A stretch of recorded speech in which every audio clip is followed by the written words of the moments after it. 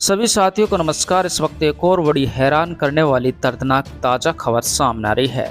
आरोपी ने पुलिस के सामने ही अंधाधुंध गोली मारी, जिससे एक की मौके पर जान चली गई और एक को पुलिस ने बचा लिया। हालांकि पुलिस ने आरोपी को गिरफ्तार कर लिया है। चलिए क्या है पूरा मामला, देंगे इस खबर के बारे में आपको संपूर्ण जानकारी विस्तार से। दरअसल ये बड़ी खबर उत्तर प्रदेश के अलीगढ़ से सामने आ रही है। उत्तर प्रदेश के अलीगढ़ के क्वारसी थाना क्षेत्र के होली चौक इलाके में ये घटना घटित हुई है। पुलिस की जानकारी के मुताबिक बुलंदशहर निवासी नेमपाल सिंह अलीगढ़ में राजमिस्त्री का काम करता है। उसने 2 शादियां की हैं।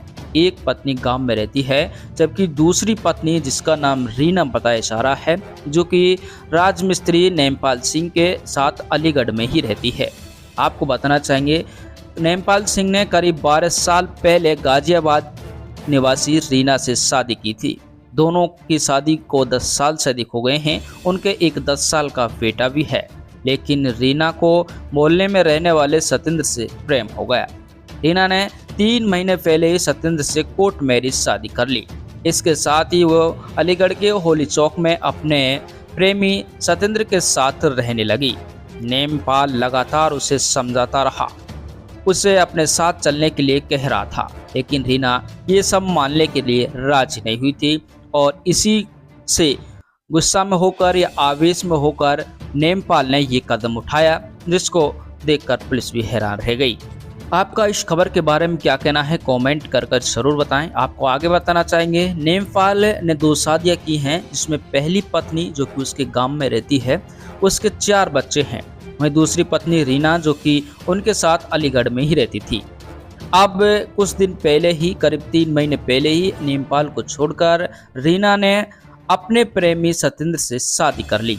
शनिवार को नेमपाल फिर से रीना से मिलने के लिए आया था, लेकिन रीना ने सत्येंद्र अपने प्रेमी को फोन कर नेमपाल घर आया है उसके बारे में जानकारी दी। सत्येंद्र ने पुलिस को सूचना दी कि उसकी प्रेमिका का अपहरण कर लिया गया है। पुलिस पहुंची तो रीना घर पर ही थी। पुलिस रीना और सत्येंद्र के बीच बातचीत कर रही थी, तभी नेमपाल ने रीना और सत्येंद्र पर फायरिंग कर दी।